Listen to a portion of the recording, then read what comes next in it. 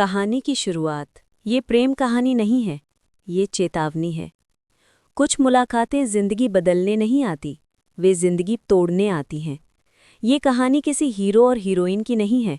ये कहानी है एक ऐसे आदमी की जो इंसान नहीं रहा, और एक ऐसी लड़की की जिसे इंसान बनने की इजाज़त ही नहीं मिली।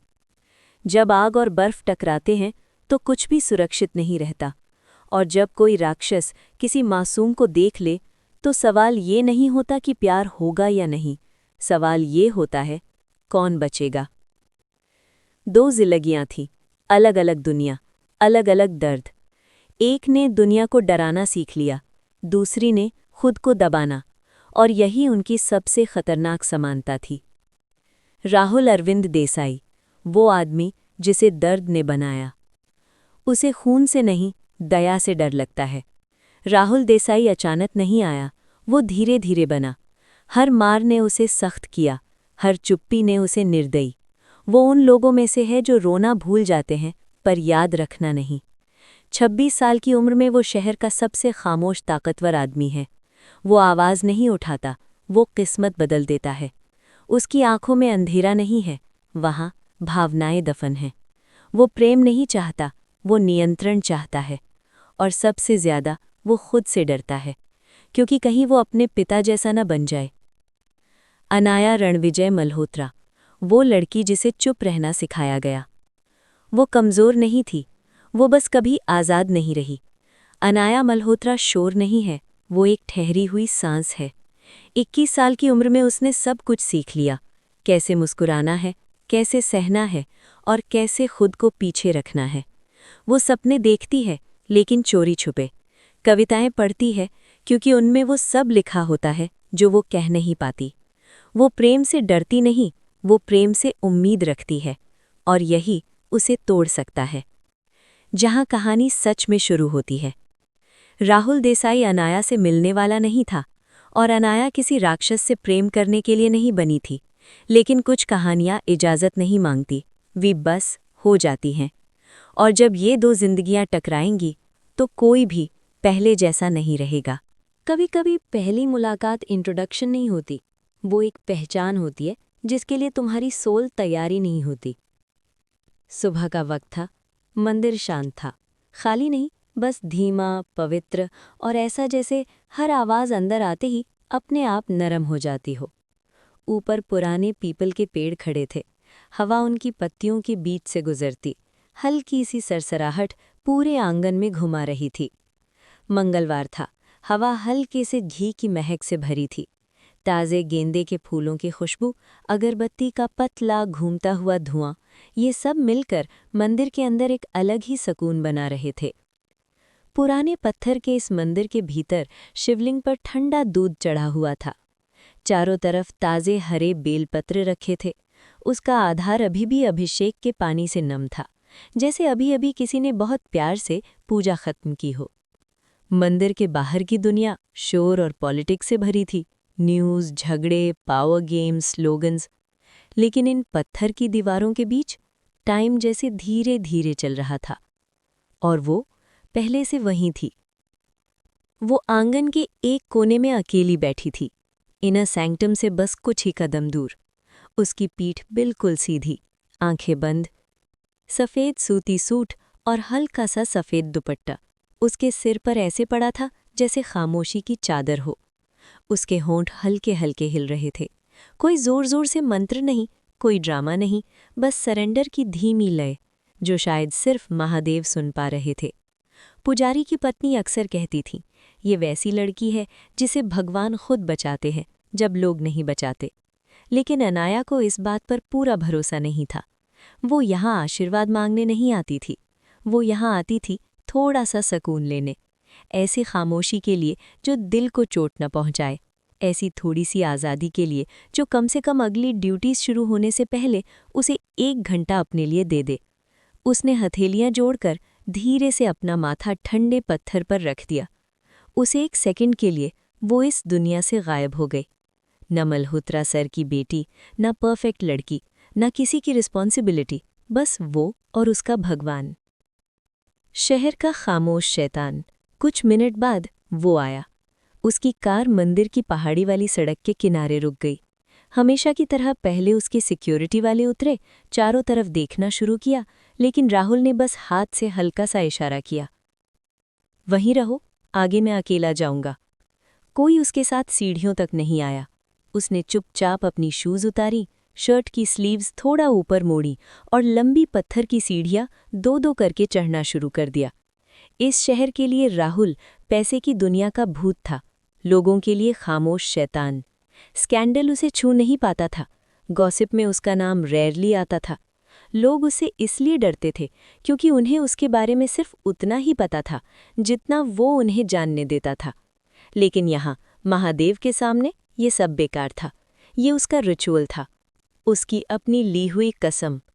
हर वॉर से पहले, हर डेंजरस डील से पहले, हर नए पावर कॉरिडोर में एंट्री से पहले वो यहाँ आता था। झुकने के लिए, मांगने के लिए नहीं, बस सरेंडर करने के लिए, ताकि बाहर लौटकर कंट्रोल और ज़्यादा मजबूती से पकड़ सके। पहली झलक, द फर्स्ट ग्लिम्स। उसने अभी अभी अपना दिया जलाया था। पीतल के छोटे से दिए की लौ हल्के हल्के कांप रही थी, जब अचानक कुछ उसे बाईं तरफ देखने पर मजबूर कर गया। किसी ने आवाज़ नहीं दी थी, कोई नाम से नहीं पुकार रहा था, बस हवा जैसे थोड़ी बदल गई। और उसने उसे देखा। पहले तो वो बस एक आकृति थी, पूरा सफ़ेद, शांत, स्थिर। सुबह की सुनहरी रोशनी लोहे की जाली से छनकर उसके चारों तरफ सुनहरा फ्रेम बना रही थी। फिर उसका सिर थोड़ा सा उठा और उसकी आंखें खुलीं। उनकी नज़रें टकराईं। कोई फिल्मी स्लो मोशन नहीं, ना तेज़ हवा, ना अचानक घंटियों की बारिश। सब कुछ शांत था, लेकिन उस खामोशी के अंदर एक ऐसा तूफान था जिसके लिए ना उसके पास शब्द थे, ना उसके पास। राहुल ने पलक तक नहीं झपकाई। उसने जिंदगी में बहुत सी खूबसूरत औरतें देखी थी, तीखी, नाजुक, वो जो उसे पैसे के लिए चाहती थीं, वो जो उसके नाम से दूर भागती थीं। लेकिन ये अलग थी। उसका चेहरा नर्म था, पर साफ साफ पढ़ा नहीं जा सकता था, जैसे उसने महसूस करना हमेशा अकेले अकेले सीखा हो। उसकी आंखों में कोई फ्लर्टेशन नहीं था, कोई खेल नहीं था, बस एक गहराई थी, ऐसी जैसे ये आंखें सालों से रोने की एज पर रही हों और हर बार खुद को रोकती रही हों। उसने नज़रें नीचे नहीं की, उसने हल्की मुस्कान भी नहीं दी, लेकिन उसने मुंह मोड़कर बचने की कोशिश भी नहीं की। और ये बात राहुल को हिला गई। अक्सर लोग उसकी आंखों में 2 सेकंड से ज़्यादा देख ही नहीं पाते, या तो वो उससे कुछ चाहते हैं या उससे डरते हैं। वो दोनों में से कुछ भी नहीं कर रही थी, वो बस उसे देख रही थी। और उसी पल उसे ये बात नापसंद हुई। उसे नफरत हुई उस एहसास से कि वो अचानक इतना अनगार्डेड है, इतना सीन, इतना डिस्टर्ब। आखिर में सिर उसने ही मोड़ा, न तेजी से न घबराकर, बस ऐसे जैसे कोई लहर किनारे को छूकर धीरे से वापस लौट जाती है, जानती हो कि उसे कितना आगे जाना चाहिए था और उससे आगे नहीं। राहुल कुछ सेकंड तक वहीं जमे खड़ा रहा। फिर उसने एक गहरी कड़ी सांस ली, जैसे उसे अभी अभी एहसास हुआ हो कि वो कब से सांस रोके खड़ा था। उसे तुरंत निकल जाना चाहिए था, वो हर बार जल्दी उठकर चला जाता था, लेकिन इस बार वो ठंडी मंदिर की फर्श पर बैठ गया। शिवलिंग की तरफ नज़र टिकाकर काफ़ी देर तक बैठा रहा, अपने यूजुअल टाइम से कहीं ज़्यादा। उसने बोल कुछ भी नहीं कहा, फॉर्मल प्रेयर भी नहीं की, बस सोचा। उन आँखों के बारे में जिन्हें वो नाम नहीं दे पा रहा था, उस चेहरे के बारे में जो ऑलरेडी उसके दिमाग के किसी कोने में जलकर अपनी जगह बना चुका था। Across the courtyard, Inaya. आंगन के उस पार एनाया ने अपनी प्रार्थना हमेशा की तरह चुपचाप पूरी की। उसने धीरे से हाथ नीचे किए, माथा उठाया, दुपट्टा ठीक किया और मंदिर से बाहर वैसे ही निकली जैसे वो हर रोज निकलती थी, सावधान, धीमी, जितना हो सके इनविजिबल, क्योंकि उसे बचपन से यही सिखाया गया था। अच्छी लड़कियां खुद पर ज्यादा ध्यान नहीं खींचती। लेकिन आज कुछ अलग था। आज उसे ऐसा लगा जैसे कोई उसकी अंदर की दुनिया तक देख आया हो, जैसे किसी ने उसके सीने के भीतर उस छोटे से क्वाइट कमरे का दरवाज़ा खोल दिया हो, जहां वो अपने सारे डर, सारी अधूरी बातें, सारे सपने छुपा कर रखती थी। उसे समझ नहीं आ रहा था ये एहसास उसे इतना परेशान क्यों कर रहा है, और ये भी समझ नहीं आ रहा था कि ये फीलिंग जा क्यों नहीं रही। लेकिन वो बनी रही। चैप्टर का अंत, बिना नाम के रिश्ता। उस दिन उनके बीच कोई शब्द नहीं बदला, कोई नाम नहीं पूछा गया, किसी ने आप कौन नहीं कहा। बस एक मंदिर था, एक लड़की थी, एक शैतान सा आदमी था। दोनों अपनी अपनी वजह से आए थे, किसी से मिलने नहीं। वो वापस अपने सोने के पिंजरे में लौट गई, वो वापस अपने पत्थरों के साम्राज्य में लौट गया। लेकिन दोनों के साथ कुछ और भी गया, एक अनकहा एहसास जिसे वो नाम नहीं दे सकते थे, समझा नहीं सकते थे। पर एक बात दोनों को बहुत साफ सी महसूस हो चुकी थी, जो भी ये था, ये इतना आसान नहीं होगा भूल पाना। ओबेरॉय की प्राइवेट बिजनेस लाउंज की दीवारें सिर्फ पेंट और प्लास्टर से नहीं बनी थी, उन पर महंगे पेंटिंग्स टंगी थीं, हल्की सुनहरे बॉर्डर, सॉफ्ट लाइट और एक ऐसी खामोशी जो सिर्फ बहुत ज़्यादा पैसा खरीद सकता है। हवा में हल्की लेदर की स्मेल थी, ताज़ा बनी एस्प्रेसो की गर्माहट और एक अनकही एम्बिशन जो कमरे की हर चीज़ से टकराकर वापस वहीं गिर रही थी। टेबल की एक तरफ बैठा था राहुल देसाई, सिर्फ 26 साल का। दूसरी तरफ रियल एस्टेट की दुनिया का शेर कहे जाने वाला आदमी रणविजय मल्होत्रा। लेकिन राहुल को कोई डर नहीं था। वो ऐसे ऐसे कमरों में बैठ चुका था जहां मंत्री भी बैठे थे और मॉन्स्टर्स भी, और हर बार वो बिना खरोंच लगे बाहर निकला था। उसकी सक्सेस उसे किसी ने गिफ्ट में नहीं दी थी, उसने इसे खुद तराशा था, brick by brick, deal by deal, चुप्पी पर चुप्पी रखकर। वो आवाज़ ऊंची करके जीतने वालों में से नहीं था, वो जोर जोर से खेल नहीं खेलता था, वो प्लान करता था, और जब वो मूव करता था तो दुनिया को एडजस्ट होना पड़ता था। डील की मेज़ के दो तरफ रणविजय ने अपने हाथ उठाकर सिल्वर कफलिंग सीधा किया। उसके माथे पर हल्की सी लकीर पड़ी हुई थी जब वो राहुल द्वारा लाए गए ब्लूप्रिंट्स पर नज़र घुमा रहा था। रणविजय, भारी साफ आवाज़ में, तो ये फाइनल लेआउट है, 20 एकड़, रिटेल, कमर्शियल और एग्जीक्यूटिव अपार्टमेंट्स में स्प्लिट। राहुल ने हल्का सा सिर हिलाया। 12 कमर्शियल टावर्स के लिए, 5 प्रीमियम विलास के लिए, बाकी बचा हुआ हिस्सा ग्रीन कवर और प्राइवेट क्लब के लिए। रणविजय ने भौं हल्की ऊपर उठाई। प्राइवेट क्लब, इन्वेस्टर्स और रेजिडेंट्स के लिए, एक luxury detail, controlled access, project को एक्सक्लूसिव फील देता है, कॉस्ट हम ब्रांडिंग में 10 गुना रिकवर कर लेंगे। रणविजय पीछे की तरफ कुर्सी पर टिक गया। उसने सामने बैठे इस जवान आदमी को ध्यान से देखना शुरू किया। राहुल देसाई अपनी एज के टिपिकल बिजनेसमैन जैसा नहीं दिखता था। कोई फ्लैशी वॉच नहीं, कोई बेवजह हंसी मजाक, ज्यादा बातें नहीं, सिर्फ एक परफेक्टली आयर्न शर्ट, सीधी स्टेडी नज़रें, ज्यादा काम जितनी किसी बीसियों में खड़े लड़के की होनी नहीं चाहिए। रणविजय, सोचते सोचते हल्की मुस्कान के साथ, तुम बड़ा सोचते हो। राहुल, सिंपल, ड्राई, मुझे ऐसा कुछ बनाना पसंद नहीं जिसे लोग 2 साल में भूल जाएं। रणविजय के होठों पर आधी मुस्कान आई, लेकिन वो आंखों तक नहीं पहुंची। ऐसी सोच या तो एम्पायर बनाती है या दुश्मन। राहुल ने उसकी आंखों में सीधे देखा। दोनों काम के होते हैं अगर सही तरह से हैंडल किए जाए। कुछ सेकंड के लिए कमरे में हल्की सी चुप्पी बैठ गई। ये दुश्मनी वाली नहीं थी, बस वो भारी सी अवेयरनेस थी जो पावर वाले लोग महसूस करते हैं जब उन्हें अपने जैसा कोई और सामने दिखाई दे। मल्होत्रा मेडोज सिर्फ प्रोजेक्ट नहीं, उनकी current deal Malhotra meadows Pune के तेजी से उठते हुए इलाके में एक हाई प्रोफाइल जॉइंट वेंचर था। आने वाले 5 साल में ये जगह लैंडमार्क बन सकती थी। राहुल इस प्रोजेक्ट में को डेवलपर के तौर पर आया था। सिर्फ पैसा नहीं लगा रहा था, अपना नेटवर्क लगा रहा था।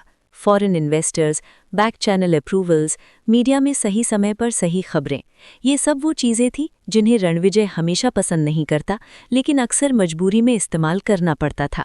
फिर भी वो राहुल की बुद्धि का सम्मान करता था और उसकी चुप्पी से असहज भी रहता था। नैरेटर, रणविजय के दिमाग की आवाज़, ये लड़का खतरनाक है। ऊंची आवाज़ वाला हर जगह अपना नाम चिल्लाने वाला डेंजरस नहीं होता। असली खतरा वो होता है जो बस देखता है, सुनता है और तभी मूव करता है जब उसे पूरा यकीन हो कि अब उसे कोई नहीं रोक सकता। बेटा, पर अपने बल पर। थोड़ी देर नंबर्स की बात चली, प्रॉफिट मार्जिन्स, रेवेन्यू एक्सपेक्टेशंस, कितना टैक्स बच सकता है, कितना इन्वेस्ट करना सेफ है। राहुल हर बात डेटा के साथ रख रहा था, किसी लाइन में गैसवर्क नहीं, हर वाक्य जमीन पर टिके हुए जैसा। रणविजय, हाथ जोड़कर सहज टोन में, तुम बहुत फास्ट उठे हो देसाई। इस उम्र में बहुत कम लड़के ऐसे कमरों में बैठते हैं बिना किसी बड़े बाप की कुर्सी पर बैठे। राहुल के चेहरे पर कोई चेंज नहीं आया, बिल्कुल इवन टोन में। मैं भी किसी का बेटा ही हूं मल्होत्रा सर, लेकिन ये सीट मैंने खुद बनाई है। रणविजय ने धीमी सी नेक से नॉड किया। Fair enough. कागजों पर पेन चला, प्रोविजनल एमओयू साइन हुआ, फाइलें वापस फोल्डर्स में रख दी गईं। जब दोनों खड़े हुए तो रणविजय ने हल्का कैजुअल टोन लिया। अगले वीकेंड एक डिनर है इन्वेस्टर्स और पार्टनर्स के लिए, आना, चाहो तो किसी को साथ भी ला सकते हो। राहुल ने बस सिर हिलाया। Of course. दोनों ने हाथ मिलाया। ऊपर से देखें तो ये बस एक और बिजनेस मीटिंग थी, 2 बड़े नाम, एक बड़ा project, numbers, signatures, handshake. Meeting खत्म हो गई, कम से कम ऊपर से। किस्मत की हल्की मुस्कान। लेकिन स्टोरीज सिर्फ कागज और नंबर से नहीं बनती। किस्मत हमेशा छाया में बैठकर देखती रहती है, कौन कहाँ बैठा है, किसने क्या कहा, किससे कौन टकराया। उस दिन भी ऐसा ही हुआ। राहुल को नहीं पता था कि जिस लड़की को उसने कुछ दिन पहले मंदिर के आंगन के उस कोने में देखा था, जो सफ़ेद कपड़ों में गायों के पास हंस रही थी और जिसकी आंखें उसकी सारी ठंडी दुनिया में एक सेकंड के लिए कुछ हलचल ले आई थी, वो कोई अननोन लड़की नहीं थी। वो रणविजय मल्होत्रा की इकलौती बेटी थी, इनाया रणविजय मल्होत्रा। उधर इनाया को भी नहीं पता था कि जिस आदमी की नज़रों ने मंदिर की शांति के बीच उसके अंदर छुपे छोटे से दुनिया के दरवाजे पर दस्तक दी थी, जो उसके सामने खड़ा होकर कुछ बोले बिना भी उसे अजीब सी बेचैनी दे गया था, वो वही राहुल देसाई है जिसके साथ उसके पिता आज डील साइन करके आए हैं। दांव बढ़ रहे थे, स्टेक्स अब सिर्फ लैंड और मनी के नहीं रह गए थे, लेकिन खेल खेलने वाले अभी तक ये बात जानते ही नहीं थे। चैप्टर 2 यहीं खत्म होता है। राहुल अपनी एम्पायर में वापस जाता है, रणविजय अपनी पॉलिटिक्स में और इनाया अपने सोने के पिंजरे में। तीनों अपने अपने रास्ते पर चल रहे हैं, पर कहानी की डोर अब धीरे धीरे एक ही गांठ की तरफ खिंच रही है। शाम की हवा में चमेली की खुशबू घुली हुई थी और महंगी गर्म सी लग्जरी का एहसास भी। काली गाड़ियों की लाइन धीरे धीरे आकर रुकी दी इंपीरियल हाइट्स बैंक्वेट के बाहर। साउथ मुंबई के किनारे बसा ये वेन्यू कागजों पर बस एक एक्सक्लूसिव इनविटेशन ओनली जगह था, लेकिन अंदर की दुनिया जानती थी ये प्रॉपर्टी चुपचाप मल्होत्रा फैमिली की है। ये जगह अमीरी को चीख कर नहीं दिखाती थी, बस हर चीज़ धीरे से फुसफुसा रही थी, यहाँ बहुत पैसा है। सफ़ेद स्टोन के लंबे लंबे पिलर्स ग्रैंड एंट्रेंस के दोनों तरफ खड़े थे, गोल्डन फ्लडलाइट्स में हल्का सा चमकते हुए। पीछे बहुत सॉफ्ट इंस्ट्रूमेंटल म्यूजिक चल रहा था और लिवरीड वैले लड़के धीमी आवाज में गुड इवनिंग सर बोलते हुए कार डोर्स खोल रहे थे। अंदर डाइनिंग हॉल आइवरी और एमरल्ड कलर में डूबा हुआ था। शैंडलियर से गिरती गोल्डन लाइट मार्बल फ्लोर पर बिखर रही थी। हर टेबल पर क्रिस्टल ग्लासेस चमक रहे थे। ताज़ी लिलीज की खुशबू, पुरानी वाइन और हल्की सी केसर की महक से मिलकर हवा को भारी और महंगा बना रही थी। ये सिर्फ इन्वेस्टर्स का डिनर नहीं था, ये एक परफॉर्मेंस था, और यहाँ आए हर इंसान को अपना रोल पता था। पावर सूट्स में पावरफुल मर्द, सिल्क साड़ियों और भारी हीरों में लिपटी औरतें, धीमी आवाज़ों में होती बातचीत, stocks, land approvals, foreign funds. और फिर वो आया। उसकी एंट्री कमरे का टेम्परेचर बदलता है। राहुल देसाई, 26 साल, क्लीन शेव चेहरा, क्रिस्प ब्लैक टक्सीडो, लपेल पर बस एक छोटा सा सिल्वर पिन। कोई टाई नहीं, बस एक खामोश एरोगेंस, ऐसे आदमी की जिसे खुद को साबित करने के लिए कपड़ों की शोभा की जरूरत नहीं होती। उसके बाल पीछे की तरफ नीटली सेट थे, अभी अभी ट्रिम किए हुए लग रहे थे।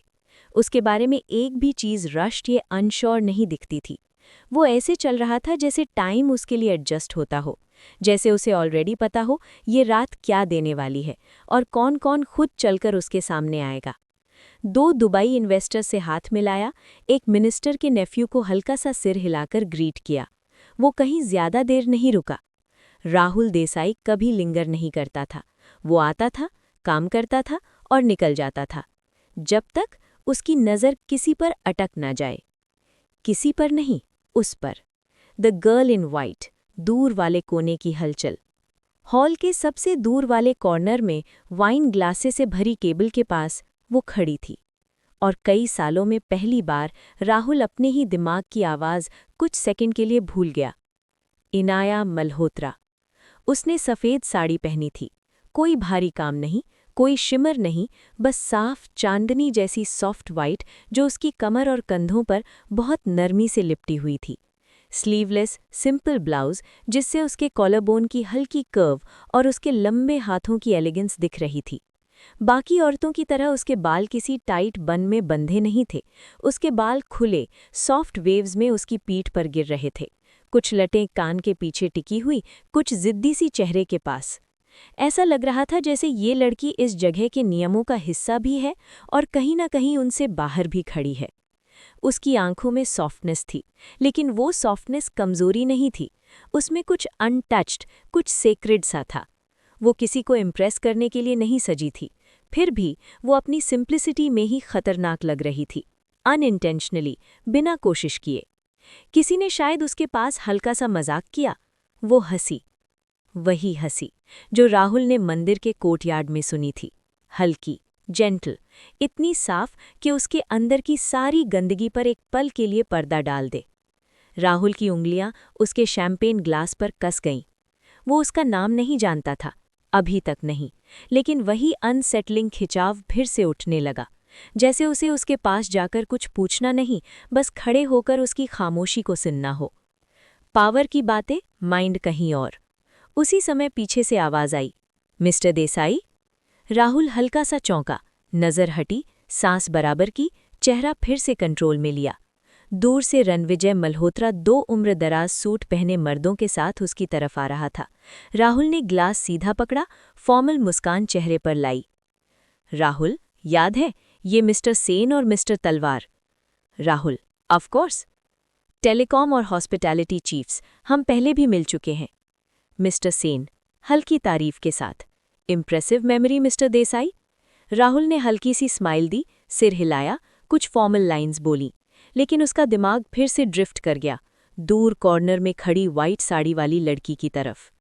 नैरेटर, राहुल के अंदर की आवाज़। वो यहाँ क्यों है? किसके साथ आई है? किस दुनिया का हिस्सा है? वो किसी पॉलिटिशियन की वाइफ नहीं लग रही थी, ना किसी अल्ट्रा पॉलिश्ड कॉर्पोरेट प्रिंसेस जैसी। वो बहुत ज़्यादा अनटच्ड लग रही थी इस दुनिया के हिसाब से, और फिर भी यहीं खड़ी थी, राहुल की दुनिया के बीचों बीच, जैसे हमेशा से बिलोंग करती हो। डिनर, नज़दीकियाँ और अजीब सा कसाव। डिनर के दौरान वेटर्स सैफरन रिजोटो और बटर्ड एस्पैरेगस एंटीक प्लेट्स में सर्व कर रहे थे। राहुल ने अभी अभी अपना फोक उठाया था कि उसकी नज़र फिर से उस पर गई। इस बार वो सिर्फ 3 टेबल्स की दूरी पर बैठी थी। उसके बगल में एक आदमी थोड़ा सा झुककर उसके कान में कुछ कह रहा था। इनाया ने हल्की सी मुस्कान से जवाब दिया, धीरे से सिर हिलाया। राहुल के सीने में कुछ कस सा गया। ये सीधी सी जेलसी नहीं थी, ये सिंपल गुस्सा भी नहीं था, ये कुछ और था, पुराना, गहरा, जैसे कोई तूफान जिसे उसने सालों पहले अपने अंदर कहीं दबा कर रखा हो, अब धीमे धीमे फिर से उठने लगा हो। Would you like to meet my daughter? अचानक बगल से रणविजय की आवाज़ आई। Would you like to meet my daughter? Rahul जैसे एकदम प्रेजेंट में वापस आया। Rahul, sorry, M? रणविजय ने हल्की मुस्कान के साथ हॉल के उस तरफ इशारा किया, वहीं जहां से वो अब धीरे धीरे उनकी तरफ चलकर आ रही थी। सिर हल्का झुका हुआ, हाथ सामने जुड़े हुए, कदम बहुत संभल कर, जैसे उसे बचपन से सिखाया गया हो। Ranvijay, my daughter, Inaya. एक पल के लिए समय जैसे रुक गया। राहुल के हाथ में पकड़ा ग्लास बिल्कुल स्थिर हो गया। इनाया। ये नाम उसके अंदर ऐसे उतरा जैसे किसी ने सीधा आग उसकी नसों में डाल दी हो। उसने फिर से उसका चेहरा देखा, वही चेहरा जो उसने मंदिर में देखा था, वही आंखें, वही बेआवाज सवाल, लेकिन इस बार नाम के साथ, रिश्ते के साथ, एक खानदान के साथ। इनाया धीरे धीरे पास आई, फिर सिर उठाया और वही रुक गई। उनकी नज़रें फिर से टकराईं। इस बार कोई कन्फ्यूजन नहीं था, बस साफ सी पहचान थी। उसकी आंखों में रिकग्निशन चमकी। मंदिर, घास, गायें और 2 अजनबियों के बीच फैली हुई लंबी सी चुप्पी। राहुल हल्का सा आगे बढ़ा, खड़ा हो गया। आज रात पहली बार उसकी आवाज़ उसकी यूजुअल ठंडी टोन से ज़्यादा नर्म थी। राहुल, धीरे से, आंखें हटाए बिना। हम मिल चुके हैं। इनाया की आवाज़ गले तक आई पर बाहर नहीं निकली।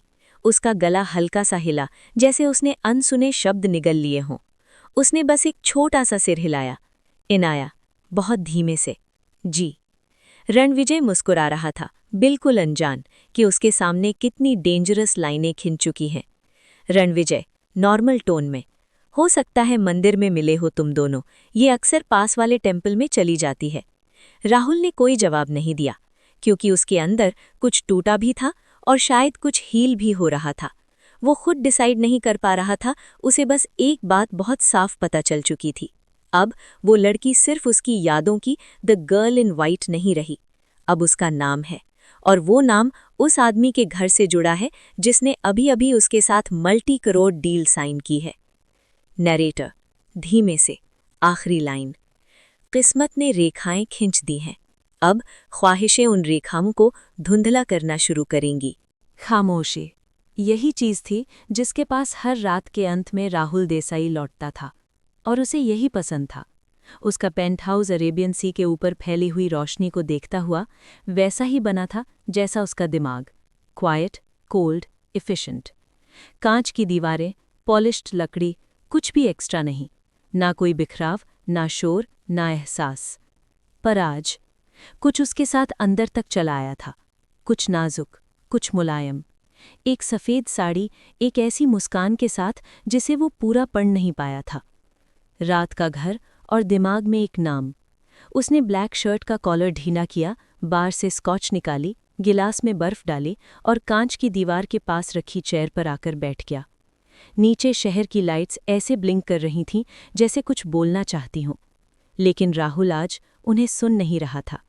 उसके ख्याल कहीं और अटके हुए थे, एक नाम पर, इनाया। ये नाम सिर्फ नाम नहीं रहा था, ये उसके गले के चारों तरफ लिपटी हुई एक पतली सी डोर जैसा लग रहा था, जो वो जितना इग्नोर करना चाहता उतनी ही कसती चली जाती। उसने जिंदगी में हजारों औरतें देखी थीं, कुछ के साथ वो गया भी था, बहुत कम को अपने करीब आने दिया था। उसने ब्यूटी के सबसे महंगे रूप देखे थे, स्टाइलिंग, मेकअप, फिल्टर्स, इच्छा और कैलकुलेशन से भरी हुई नज़रें। लेकिन ये लड़की, ये अलग थी। उसकी मौजूदगी में कोई कैलकुलेशन नहीं था, कोई सेडक्शन नहीं, कोई कोशिश नहीं किसी को इम्प्रेस करने की। वो अट्रैक्ट करने के लिए तैयार ही नहीं हुई थी। शायद इसीलिए वो सबसे ज़्यादा याद रह गई। राहुल ने कुर्सी पर सिर टिका दिया, एक हाथ से गिलास पकड़ा, दूसरा हाथ कांच की टेबल पर ढीला पड़ा था। उसकी ड्रिंक की बर्फ धीरे धीरे पिघल रही थी, जैसे उसके कंट्रोल के एजेस थोड़ा थोड़ा घुल रहे हों। वीव मेट, और दिमाग की गिरफ्त। उसे याद थी उसकी वो नज़र, जब रणविजय ने कहा, माई डॉटर, इनाया। एक पल के लिए उसके एक्सप्रेशन में बदलाव आया था, बहुत हल्का सा, पर छुपा नहीं था, जैसे उसने भी उसे पहचाना हो, जैसे मंदिर वाला आदमी उसके दिमाग में कहीं ना कहीं रुका रह गया हो। ये प्यार नहीं था, राहुल प्यार में बिलीव नहीं करता था, लेकिन ये कुछ भी नहीं था, ये भी झूठ होता। ये इरिटेट कर रहा था कि उसका चेहरा उसके दिमाग से निकल ही नहीं रहा। ये डिस्टर्ब कर रहा था कि उसे ये जानने की चाह क्यों हो रही है कि वो कौन सी किताबें पढ़ती है, वो कितने बजे उठती है, उसकी हैंडराइटिंग कैसी होगी। जब वो ज़बरदस्ती हल्की पोलाइट सी मुस्कान नहीं बना रही होगी, तब उसकी असली हंसी कैसी लगती होगी। राहुल अपने आप से धीमे, why do I care, I don't do this. वो किसी के बारे में इतना सोचता नहीं था, वो लोगों को कैटेगरीज में रखता था, यूजफुल, डेंजरस, इर्रेलेवेंट, बस। ये जो अभी हो रहा था, ये उसके नेचर जैसा नहीं था। रेस्टलेसनेस, शेल्फ पर अधूरी किताबें। वो अचानक उठा, कमरे में चलते चलते उसकी बेचैनी भी साथ चलने लगी। वो बुक शेल्फ तक गया, नॉवेल्स की रीढ़ पर हाथ फेरा, वो किताबें जिन्हें खरीदने का उसे टाइम मिला पर ख़त्म करने का नहीं। नैरेटर, वो ऐसा आदमी नहीं था जो किसी के बारे में इतनी देर तक सोचे। ये जो बार बार उसी एक चेहरे पर लौटना था, ये उसके लिए नया था, अजीब था, खतरनाक था। वो खुद से ऑलमोस्ट झुंझलाया। राहुल अंदर की आवाज़ में, मैंने उससे प्रॉपर्ली बात भी नहीं की, वीव मेट, बस इतना। और फिर भी वो उसे ऐसे घेर रही थी जैसे अधूरी सेंटेंस जो ख़त्म ही नहीं हो रही। छोटी छोटी डिटेल्स और बड़ा सवाल। उसने फ़ोन उठाया, बिना वजह अनलॉक किया, ना कोई मैसेज देखा, ना कोई कॉल। गैलरी खोली, कुछ नहीं, उसके नाम की कोई चीज़ उससे जुड़ी नहीं थी, लेकिन उसके दिमाग की स्क्रीन पर सब कुछ बार बार रिप्ले हो रहा था। उसका साड़ी का पल्लू जिस तरह वो उंगलियों में होल्ड किए हुए थी, उसके कान में बस एक छोटे से गोल्ड का ईयरिंग, वो हल्का से झटका। जब उसकी नज़र ज़्यादा देर तक उसके चेहरे पर टिकी रह गई थी तो उसने नज़रें हटा ली थीं। राहुल, सख्ती से, ऑलमोस्ट गुस्से में अपने आप से, "What is it? What the hell are you doing to me?" ये मासूमियत थी या ये बात कि वो उसकी दुनिया को छूने की कोशिश भी नहीं कर रही थी? और फिर भी उसकी मौजूदगी उसकी पूरी दुनिया के बीचों बीच एक सीधी लाइन की तरह कट लगाकर निकल गई थी। उसने आखिरी घूंट पिया, गिलास टेबल पर रख दिया, लाइट्स ऑफ कर दी। कमरा अंधेरे में डूब गया, पर नींद नहीं आई। ऑब्सेस्ड, पर टच से नहीं, थॉट से। वो उसके होठों या उसके जिस्म के बारे में नहीं सोच रहा था, अभी तक नहीं। ये उससे भी ज्यादा खराब था। वो उसके ख्यालों के बारे में सोच रहा था। क्या चीज़ उसे हंसा देती होगी? क्या बात उसे दुखी कर देती होगी? क्या वो सच में भगवान को मानती है या बस आदत से मंदिर जाती है? क्या वो कभी उसके बारे में सोचती होगी, उस आदमी के बारे में जिसे उसने बस 2 बार देखा है? और क्या कभी करेगी? उस रात बहुत समय बाद पहली बार राहुल देसाई ने बोर्डरूम्स, पॉलिटिक्स या पावर के सपने नहीं देखे। उसने सपना देखा, एक लड़की का जिसके बाल शाम के आसमान की तरह गहरे और मुलायम थे, जो मंदिर के आंगन में नंगे पांव खड़ी थी और उसकी हंसी हवा में गूंज रही थी। वो एक तेज सांस लेकर नींद से जागा। सीना उठ बैठ रहा था। कमरे में अब भी अंधेरा था, लेकिन अंदर कुछ बदल चुका था। सालों बाद पहली बार उसे खुद पर काबू नहीं महसूस हुआ। नैरेटर, धीरे, आखिरी लाइन। ऑब्सेशन शुरू हो चुका था, ना छूने की चाह से, ना पोजेस करने की भूख से। ये शुरू हुआ था उस चीज से जो दिखती भी नहीं, उसके अंदर की दुनिया को जानने की जिद से। और यही जिद सबसे ज्यादा खतरनाक होती है। Chapter 5, knowing her without touching her. Inaya Rahul की स्टोरी, नरेटर और डायलॉग्स के साथ। कुछ बातें राहुल देसाई ने हमेशा अपने बारे में मान कर रखी थीं। वो डिस्ट्रैक्टेड नहीं होता, वो किसी का पीछा नहीं करता, उसे सॉफ्टनेस में कभी इंटरेस्ट नहीं रहता। लेकिन ये यकीन अब थोड़ा थोड़ा मुड़ने लगा था। ये सब शुरू हुआ था एक सफ़ेद साड़ी से और उन आँखों से जो उसकी नज़र से नहीं झुकी थीं। एक नाम से, इनाया। और उस डिनर के बाद से उसका चेहरा कहीं उसके दिमाग के पीछे आकर बैठ गया था। अभी ऑब्सेशन नहीं था, अभी नहीं, लेकिन ये मेमोरी बन चुका था। और मेमोरी ज़्यादा डेंजरस होती है, क्योंकि आंखें बंद करो तो भी जाती नहीं। वो बस ठहर जाती है, धीरे से, चुपचाप, जैसे कोई परछाई जिससे डरना तुम भूल चुके हो। स्टडी, साइलेंस और बेचैन दिमाग। राहुल फिर से अपने पेंटहाउस की स्टडी में था। बाहर समुंदर बिल्कुल शांत पड़ा था, लेकिन अंदर वो खुद शांत नहीं था। उसने अपनी कॉफ़ी को छुआ तक नहीं था, शेड्यूल खोलकर भी नहीं देखा था। लैपटॉप पर खुली हुई फाइल पिछले 20 मिनट से मिनिमाइज पड़ी थी। उसका हाथ फ़ोन के पास हॉवर कर रहा था। उसे याद आया, वो मुस्कुराई थी।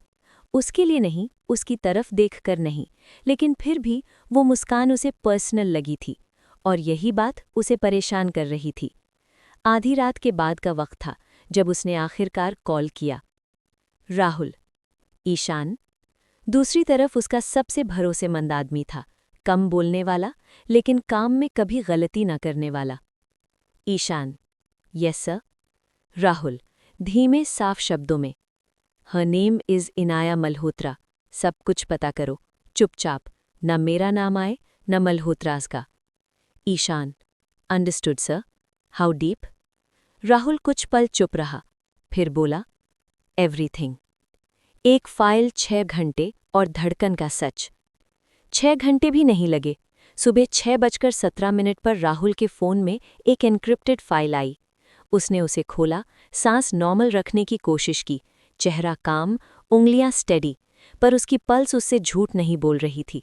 स्क्रीन पर लिखा था, private dossier Inaya Malhotra. Full name, Inaya Ranvijay Malhotra. Date of birth 16 October, 20 years old. Father, Ranvijay Singh Malhotra, owner, Malhotra Infrastructure. Mother, Anuradha Malhotra, classical music teacher, low-profile public figure. Education, final year BA English Literature, St. Mira's College, Pune.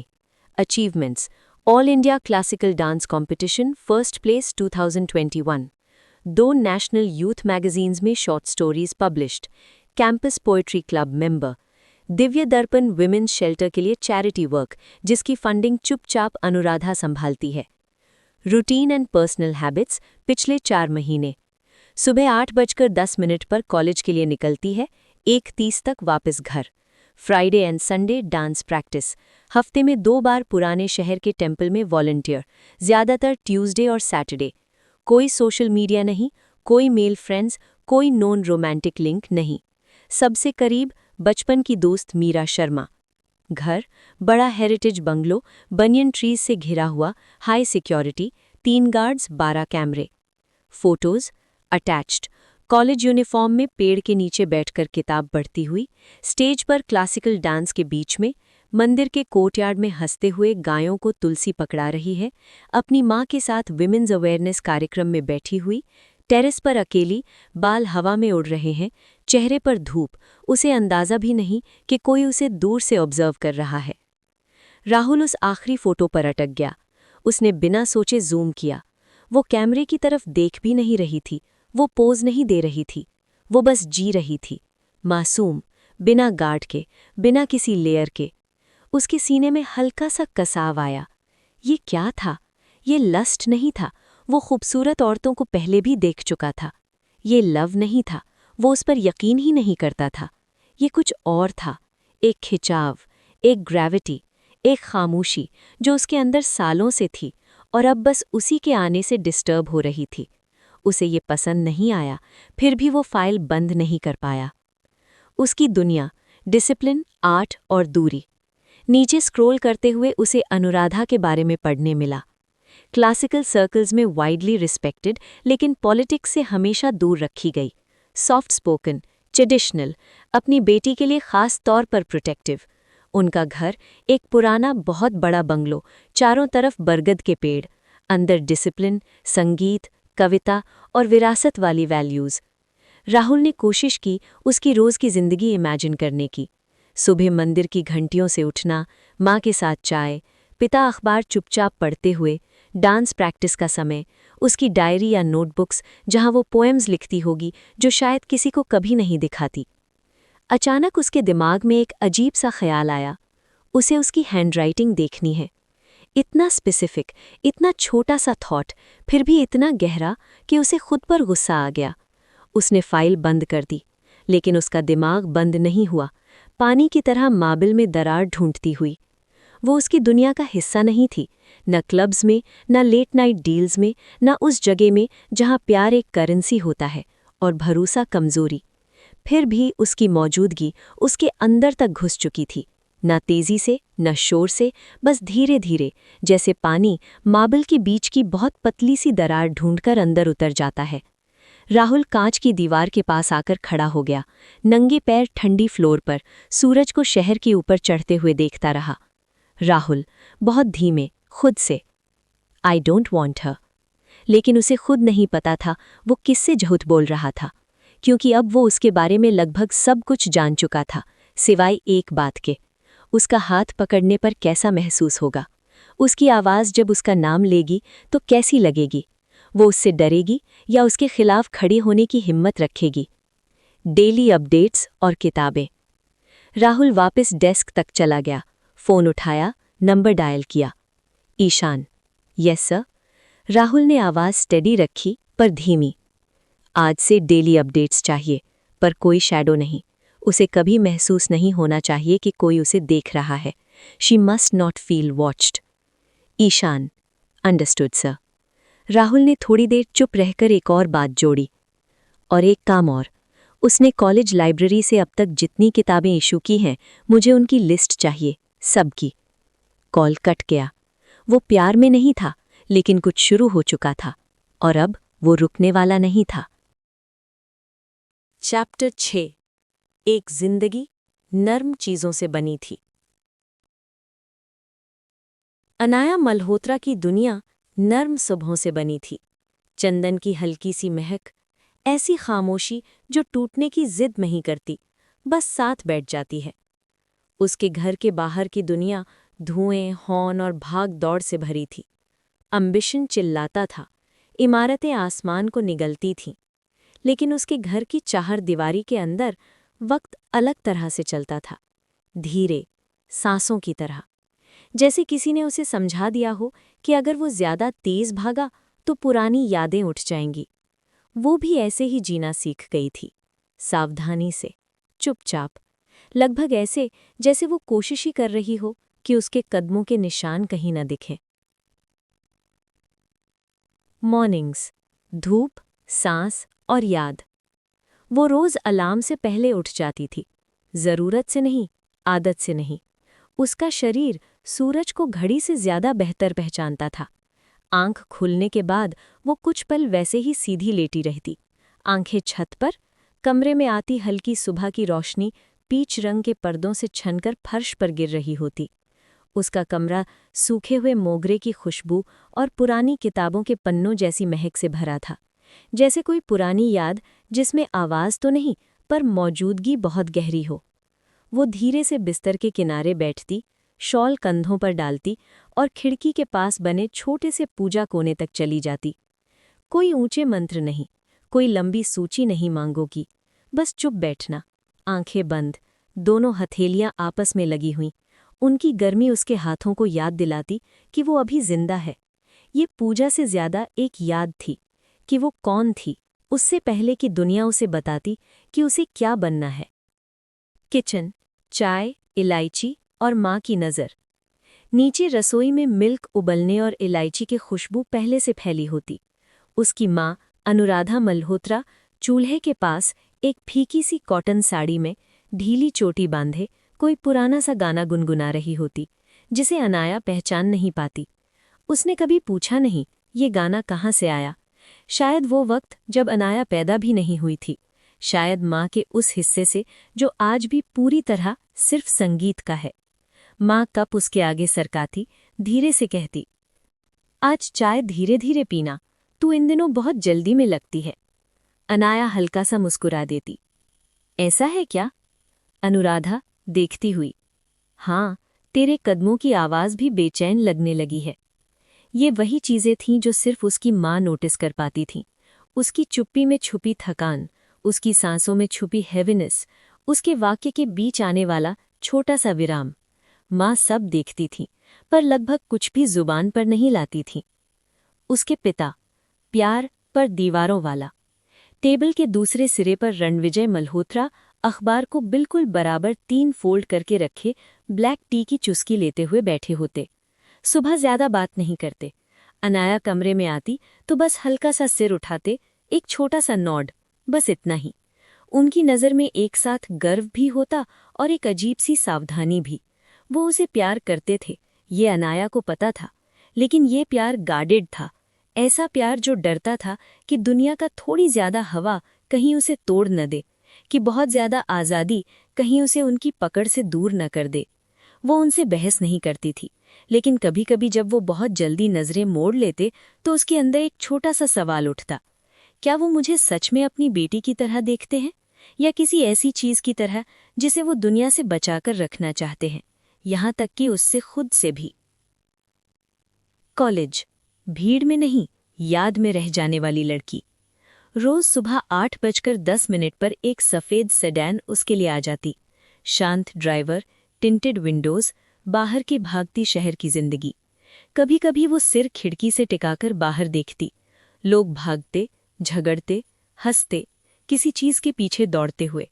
उसे ये सब दूसरी दुनिया जैसा लगता, जैसे वो एक मूवी देख रही हो जिसमें उसका कोई रोल नहीं।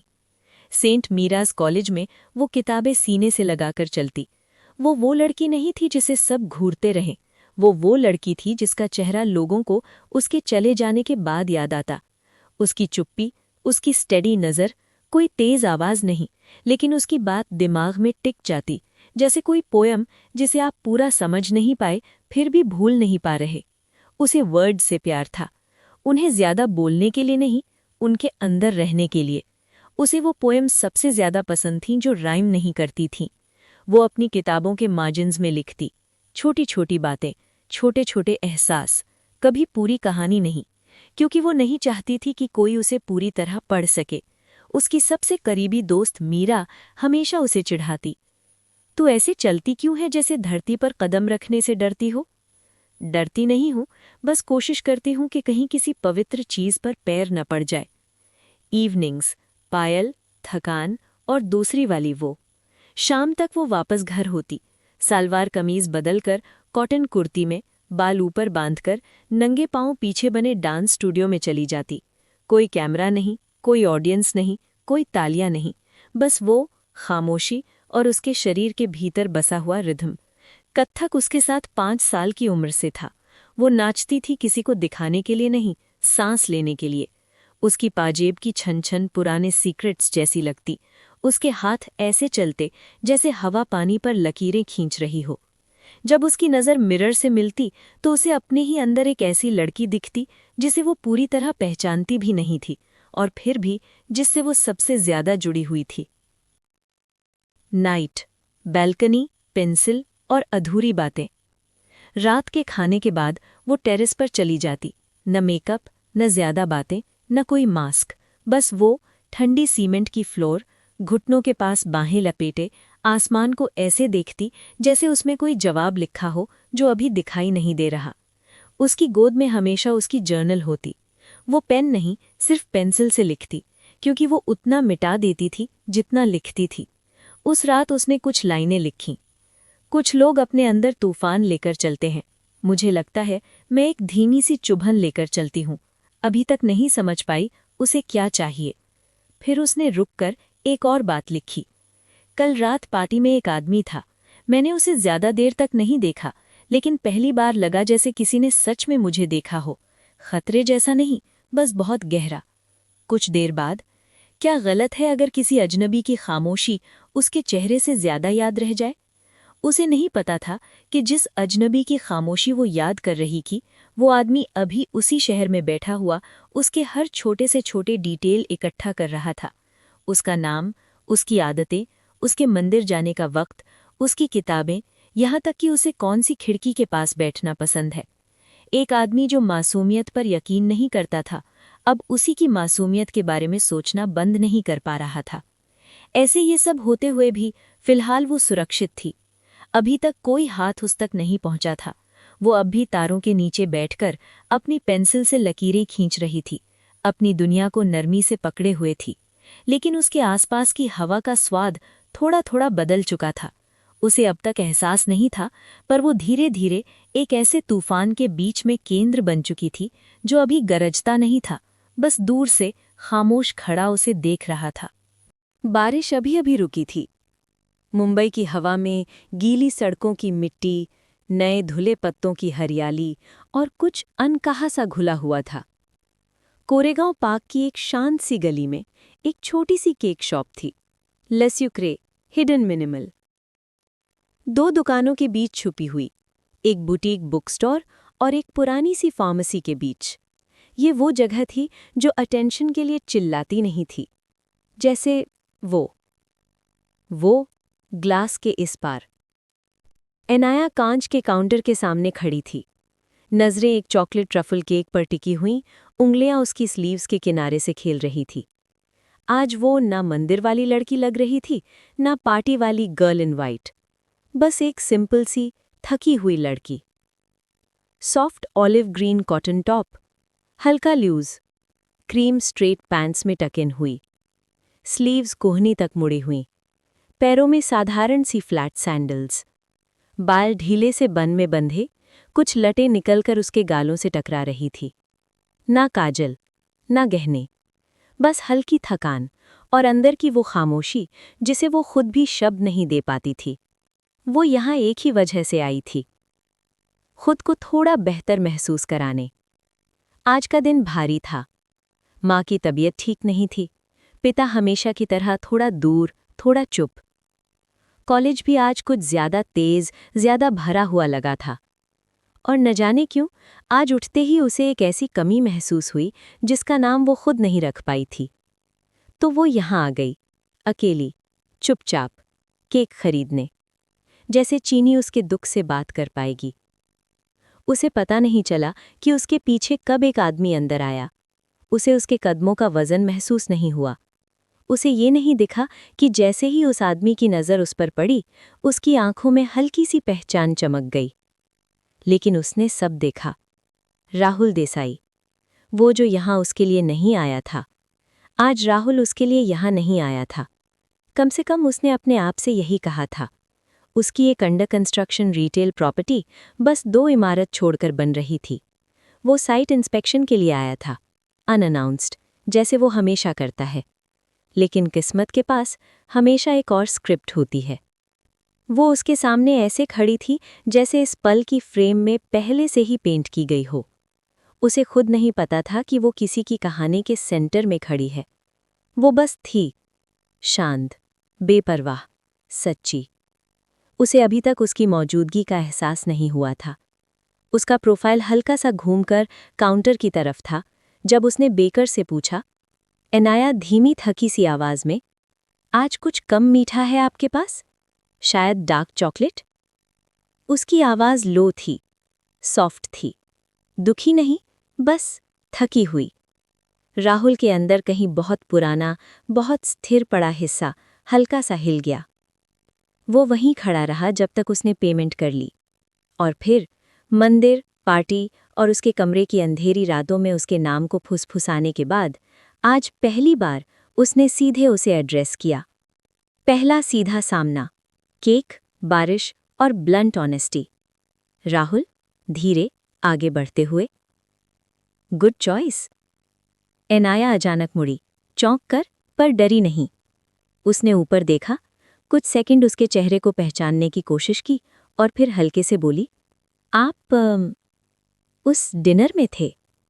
राहुल के होठों पर हल्की सी मुस्कान आई। You remember? एनाया बिना सोचे सीधे। आप काफी देर तक घूर रहे थे। ये बोलते ही उसके गालों पर तुरंत हल्का सा रंग आ गया, जैसे उसे खुद अपनी ब्लंटनेस पर शर्म आ गई हो। राहुल की भौं हल्की ऊपर उठी। फिर उसकी हैरानी के लिए वो हंसा। तेज नहीं, कोई बड़ी आवाज नहीं, बस एक धीमी अम्यूज्ड सी हंसी जो सिर्फ उनके बीच रही। राहुल, तो तुमने नोटिस किया? इनाया ने नजरें झुका लीं, एक खुली लट को कान के पीछे करते हुए बोली, आपको इग्नोर करना थोड़ा मुश्किल था। उसकी सच्चाई ने राहुल को कुछ सेकंड के लिए चुप कर दिया।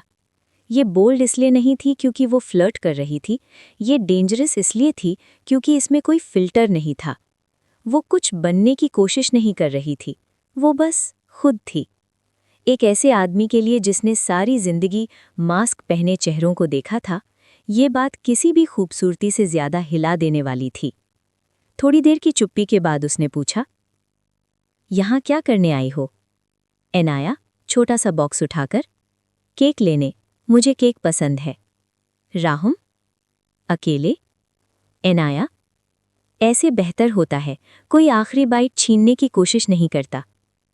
राहुल के चेहरे पर फिर से एक हल्की मुस्कान आई। नरेटर, वो बाहर से जितनी सॉफ्ट दिखती थी, शब्दों में उतनी ही तेज थी, नाजुक पर कमजोर नहीं। एनाया, उससे सच्ची क्यूरियोसिटी के साथ। और आप? वो हल्का रुका। साइट इंस्पेक्शन से आ रहा हूं, पास से गुजर रहा था। एनाया, और अचानक लगा केक जरूरी है। राहुल ने सिर थोड़ा तिरछा किया। शायद किस्मत ने डिसाइड किया। वो उसकी बात पर थोड़ा झिझक गई। उसे समझ नहीं आया ये फ्लर्ट था या बस एक लाइन। कुछ पल बाद उसने खुद अपना नाम दिया। मैं एनाया हूं, आपको शायद पहले से पता होगा। राहुल ने बस सिर हिलाया। हाँ, मुझे पता है। एनाया, हल्का सा मुस्कुराकर। और आप? राहुल। वो कुछ और इंतजार करती रही, कोई सरनेम, कोई इंट्रोडक्शन, लेकिन उसने बस जोड़ा, सिर्फ राहुल, फिलहाल। बाहर की हवा, पहला सीधा क्रैक। बिना सोचे दोनों साथ साथ शॉप के बाहर आ गए। बारिश ने पीछे ठंडी हवा छोड़ दी थी। एनारा ने केक का बॉक्स थोड़ा और सीने से लगा लिया, फिर उसकी तरफ देखकर बोली, आप ऐसे लगते नहीं जैसे आपको मिठाई पसंद हो। राहुल, बेहद ईमानदारी से। नहीं, पसंद नहीं। इनाया, सीधे सीधे। तो फिर अभी भी यहीं क्यों खड़े हैं आप? ये पहला सवाल था जो उसके अंदर तक उतर गया। वो झूठ बोल सकता था, कोई हल्का मजाक कर सकता था, किसी लाइन से बात मोड़ सकता था, लेकिन जिस तरह वो उसके सामने खड़ी थी, सच्ची, बिना गार्ड के, बालों का बन हवा से थोड़ा खुलता हुआ, उसे पहली बार सच बोलने पर मजबूर कर गया। राहुल, धीमे, उसकी आंखों में देखते हुए, आई डोंट नो येट। वो दोनों चुप हो गए। सड़क लगभग खाली थी, आसमान धीरे धीरे गहरा हो रहा था। उनके बीच से जो गुजरा वो आग नहीं था, ना कोई ऑब्वियस डिजायर, बस एक पहचान थी। दो आत्माओं की जो कभी मिलने नहीं निकली थीं, पर फिर भी एक ही मोड़ पर आकर रुक गईं। कुछ सेकंड बाद वो हल्के से बोला, तुम्हें अपना केक खा लेना चाहिए। वो मुस्कुराई, थोड़ी थकी हुई, थोड़ी सच्ची। हाँ, बस आप प्रॉमिस करो आप मेरा पीछा करते हुए घर तक नहीं आओगे? उसकी आंखों में उस पल एक हल्का सा मजाक था, लेकिन राहुल के अंदर इस बात ने थोड़ी देर के लिए कुछ गहरा छू लिया। उसकी आंखों में एक सेकंड के लिए अंधेरा सा चमका, फिर उसने खुद को संभाला, मुस्कुरान के साथ, नॉट टुडे। वो बस इतना कहकर रह गया। इनाया मुड़ी, धीरे धीरे चल दी। उसने पलट कर नहीं देखा। उसे ये नहीं पता था कि उसके पीछे एक आदमी एक ही जगह खड़ा, जेब में हाथ डाले, दिल के अंदर हल्की सी दरार महसूस कर रहा था। ये प्यार नहीं था, अभी नहीं, लेकिन ये पहला असली क्रैक था।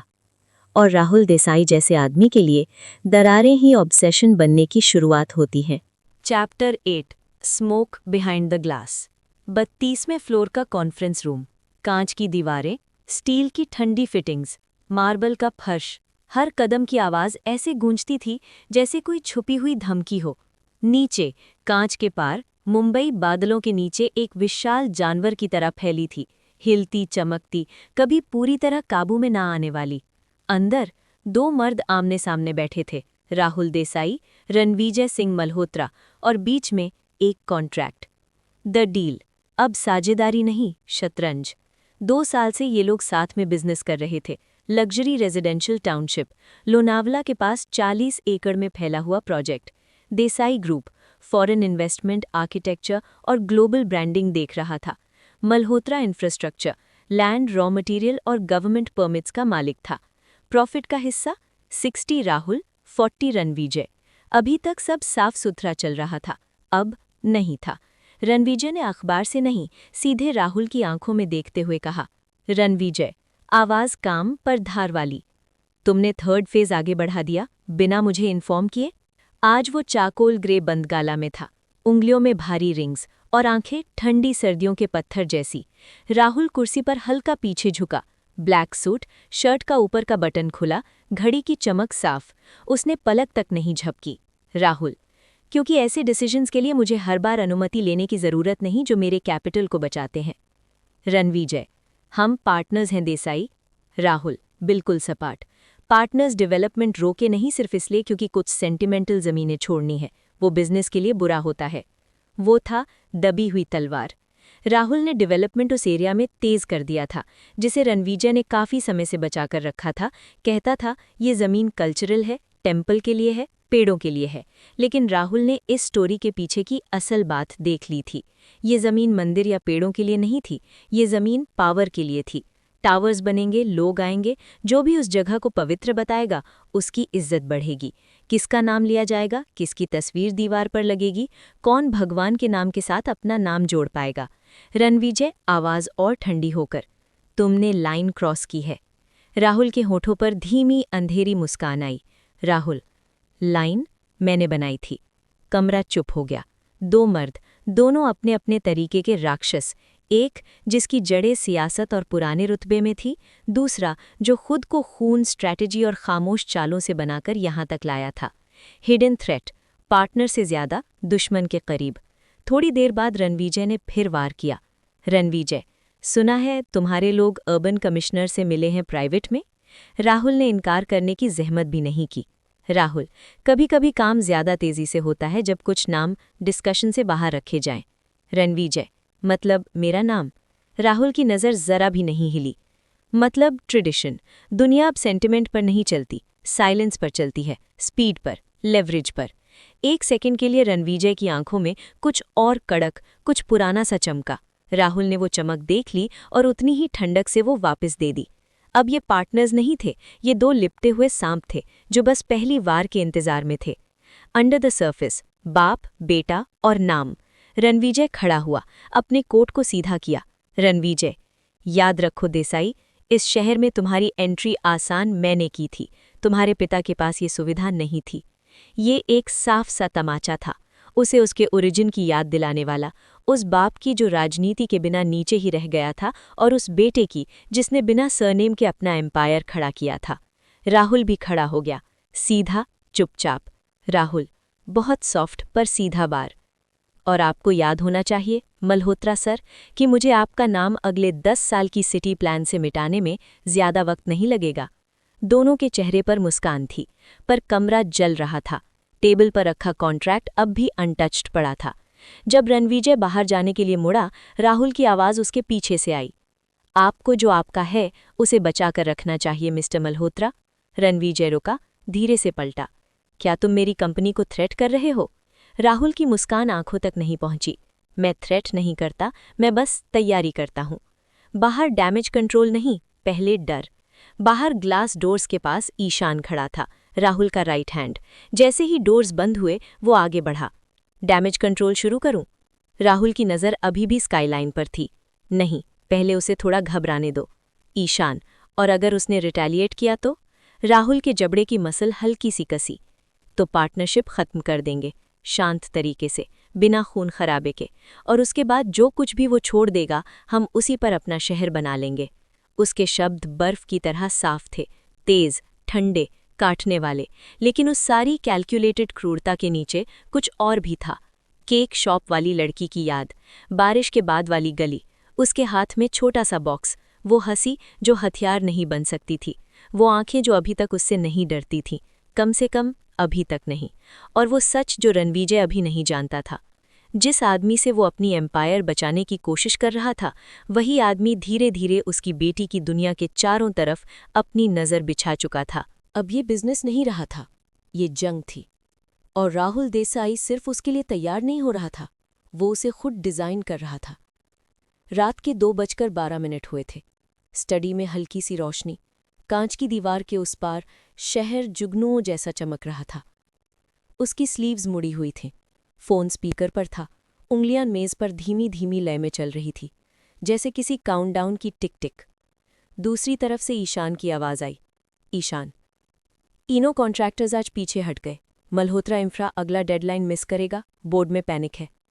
राहुल के होठों पर धीमी मुस्कान आई। राहुल, गुड। सब कुछ प्लान के हिसाब से चल रहा था। वो रणविजय की ताकत सिर्फ छीन नहीं रहा था, उसे धीरे धीरे घोंट रहा था। हर मूव सोच समझकर, बिना शोर के। मूव्स, साफ हाथ नहीं, साफ नतीजे। लग्जरी साइट का एनवायरमेंटल क्लियरेंस। कल रात एक पुराने पॉलिटिकल फेवर के बदले हल्का सा पुश मिला। फाइल अचानक रिव्यू में चली गई। दुबई वाला इन्वेस्टमेंट कंसोर्टियम। एक 11 सेकंड कॉल। राहुल ने बस इतना कहा, तुम्हें शायद एक ज्यादा एथिकल पार्टनर मिल सकता है। अगली सुबह उनका मेल आया, वे stepping back for now. Media में लीक्ड खबर, कुछ जमीनों के फॉर्ज्ड पेपर्स की। ठीक उसी दिन न्यूज़ में चली जब रणविजय प्रेस के सामने आकर अपनी क्लीन इमेज दिखाने वाला था। ये मौत थी, धीमी, बिना खून के, बिना शोर के, बस तय।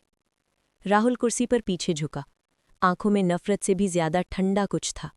ये बदला नहीं था। रणविजय ने उसके साथ कोई पर्सनल जुल्म नहीं किया था। ये ईगो भी नहीं था। पावर के खेल में राहुल वैसे ही आगे था। तो फिर ये क्या था? वजह, युद्ध के बीच एक लड़की, इनाया। वो लड़की जिसकी चुप्पी में ताकत थी और प्रेजेंस में नर्म सी बगावत, जो चलती तो दुआ जैसी लगती, मुस्कुराती तो रहम जैसी, जो मर्दों की उस दुनिया की नहीं थी जहां राहुल जैसे लोग ब्रीथ करते हैं। फिर भी वो उसे भूल नहीं पा रहा था। न उसका ढीला सा बन, न हाथ में पकड़ा केक बॉक्स, न वो सीधी बात। आप काफी देर तक घूर रहे थे। उससे पहले किसी ने उससे ऐसे बात नहीं की थी, न डर के साथ, न जरूरत के साथ, न किसी मांग के साथ। और यही बात उसे पागल कर रही थी। वो उसे नहीं चाहती थी, अभी तक नहीं, जरा सा भी नहीं, लेकिन वो करेगी, ये वो तय कर चुका था। फोल्डर ई, प्यार नहीं, दावा। उसने लैपटॉप खोला, वही एन्क्रिप्टेड फोल्डर, टाइटल ई, नई फोटोज। वो कॉलेज से निकलती हुई, हाथ में किताब, बाल आंखों से हटाती हुई, मंदिर में फिर से गायों को खिलाती हुई, मीरा के साथ चलते हुए, किसी छोटी बात पर जोर से हंसती हुई, एक बेंच पर अकेली बैठी, केक का छोटा टुकड़ा उंगलियों से तोड़कर खाते हुए, जैसे दुनिया में उस वक्त सिर्फ वो और वो केक हो। राहुल की उंगलियां स्क्रीन के ऊपर रुकी रह गईं। ये प्यार नहीं था, ये दावा था। फाइनल ट्रैप, रेप्यूटेशन पर वार। रणविजय के पास अभी एक आखिरी हथियार था, उसकी रेप्यूटेशन। अब वो भी गिरने वाला था। राहुल ने अगला कमांड दिया, राहुल, ईशान, रवि शर्मा को कॉल करो, इनकम टैक्स में। उसे कहो मल्होत्रा इंफ्रा की 2019 वाली फाइल फिर से खोल दे, चुपचाप, डिस्क्रीटली। लेकिन ये भी इंश्योर करना कि रणविजय को पता चल जाए कि ये हो रहा है। ईशान। और उसके बाद राहुल, आरबीआई, फिर एथिक्स कमिटी, फिर शायद उसकी बेटी के कॉलेज ट्रस्ट फंड तक भी बात पहुंच जाएगी। ईशान एक पल को चुप हो गया। ईशान, आप फैमिली तक जाएंगे? राहुल ने नज़र उठाई, उसकी आवाज़ बर्फ की तरह गिर पड़ी। उसकी हवा तक ले लूंगा अगर ज़रूरत पड़ी तो।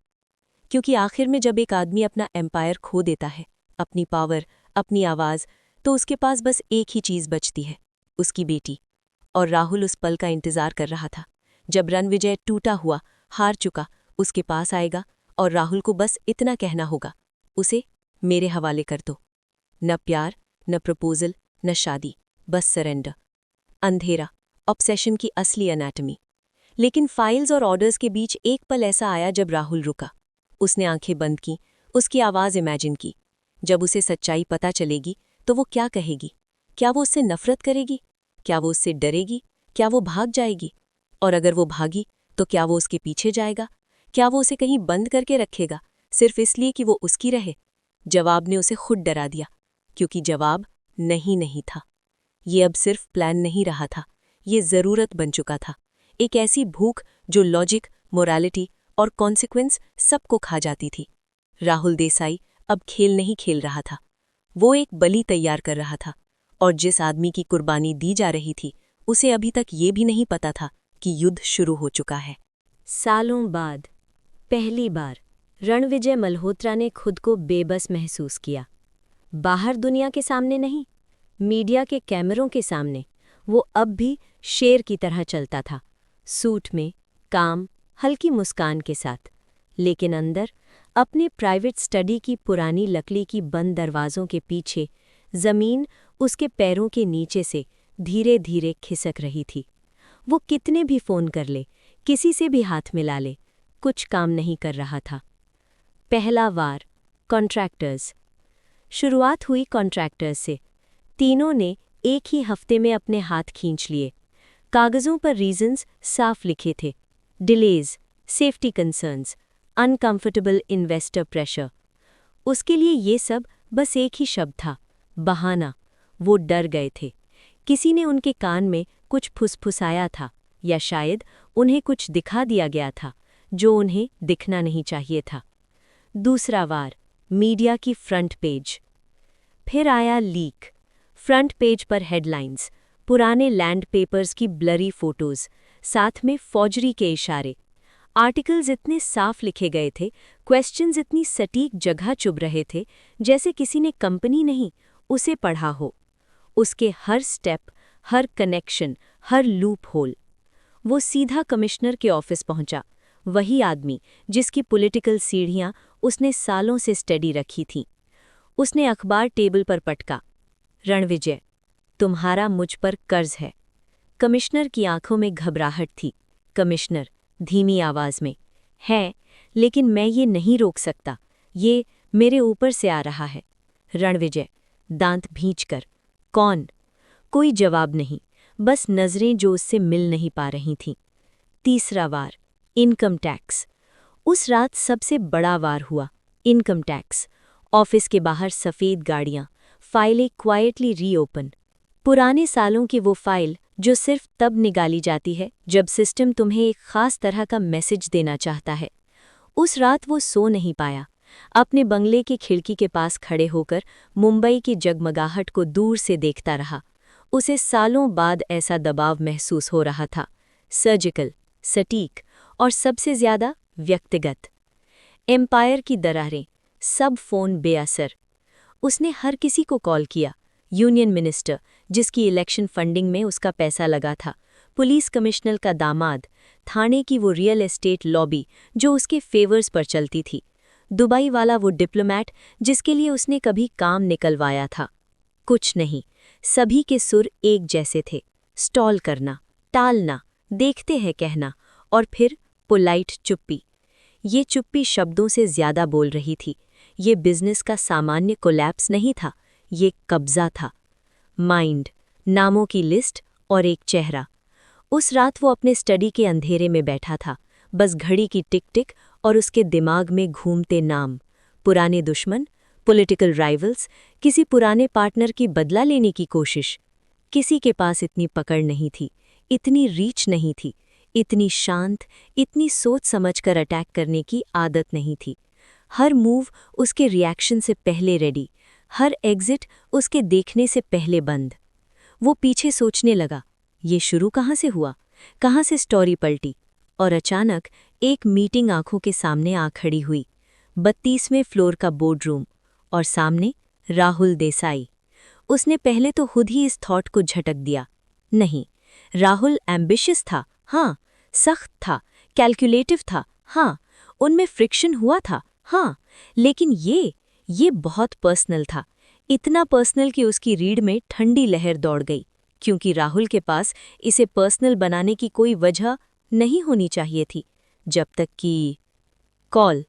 एक नाम, एक डर। उसके फ़ोन की स्क्रीन जली। अनुराधा। उसकी पत्नी की आवाज़ धीमी पर सीधी थी। अनुराधा। वो अभी तक घर नहीं आई। रणविजय। कॉलेज से? अनुराधा। हाँ, 2 घंटे पहले छुट्टी हो चुकी है। रणविजय। उसने जोर से पूछा, मीरा के साथ होगी राइट? अनुराधा। पता नहीं, उसका फ़ोन ऑफ जा रहा है। एकदम खड़ा हो गया। वो पैनिक जो कोई इलेक्शन, कोई रेड, कोई केस कभी नहीं ला पाया था, आज उसके सीने के बीच में आग की तरह उठने लगा। रणविजय, तेज, ऑलमोस्ट आदेश, मैं उसे ढूंढता हूँ। उसमें पहले मीरा को कॉल किया, फिर ड्राइवर को, फिर सिक्योरिटी को। आखिरकार ड्राइवर से कांटेक्ट हुआ। ड्राइवर, सर वो बुक स्टोर में है, उसने कहा था थोड़ा अकेला रहना है। रणविजय ने धीरे से सांस छोड़ी, लेकिन उसका हार्ट बीट धीमा नहीं हुआ। रियलाइजेशन, ये सब किसके लिए? उस रात वो इनाया के कमरे के दरवाजे पर खड़ा था। वो बेड पर टांगे मोड़कर बैठी थी, जर्नल खोलकर लिख रही थी, होठों में कोई अनजाना धुन गुनगुना रही थी। उसने ऊपर देखा। इनाया, पापा, आप ठीक हो? वो कुछ पल बस उसे देखता रहा। वो अपनी माँ जैसी लगती थी, पर और भी चुप, बहुत ज्यादा मासूम, बहुत ज्यादा अनटच्ड। और उसी पल उसके अंदर कुछ गहराई में एक चीज़ टूट गई। अगर ये सब बिजनेस नहीं है, अगर ये सब सीधे सीधे उसके खिलाफ नहीं बल्कि उसके लिए है, अगर असली निशाना उसकी कंपनी नहीं उसकी बेटी है। उसने कुछ नहीं कहा, बस कमरे से मुड़कर बाहर चला गया। पर मल्होत्रा मैंशन के लंबे कॉरिडोर में, मोटे पर्दों और महंगी पेंटिंग्स के बीच, एक फैसला चुपचाप जन्म ले चुका था। वो पता लगाएगा किसने ये खेल शुरू किया है, किसके इशारे पर उसकी दुनिया हिल रही है। और अगर इस सब में जरा सा भी धागा राहुल देसाई से जुड़ा निकला, अगर उसका उसकी बेटी से रत्ती भर का भी लेना देना हुआ, तो वो उसका एम्पायर खुद अपने हाथों से आग में झोंक देगा। अगर आपको ये एपिसोड पसंद आया तो लाइक करना मत भूलिए, सब्सक्राइब कीजिए और कमेंट में ज़रूर बताइए कि मैं इसका नेक्स्ट पार्ट लिखूं या नहीं। आप हमें कमेंट में ये भी बताएं कि कहानी कैसी लगी और आप क्या सोचते हैं। क्या ये दोनों कभी एक दूसरे से प्यार कर पाएंगे या उनकी दुश्मनी आगे बढ़ेगी? ध्यान रहे, ये स्टोरी आगे और भी ज़्यादा रोमांस और सस्पेंस से भरपूर होने वाली है, तो ज़रूर फॉलो करें और बताइए अपने विचार। आपकी राय हमारे लिए बहुत मायने रखती है।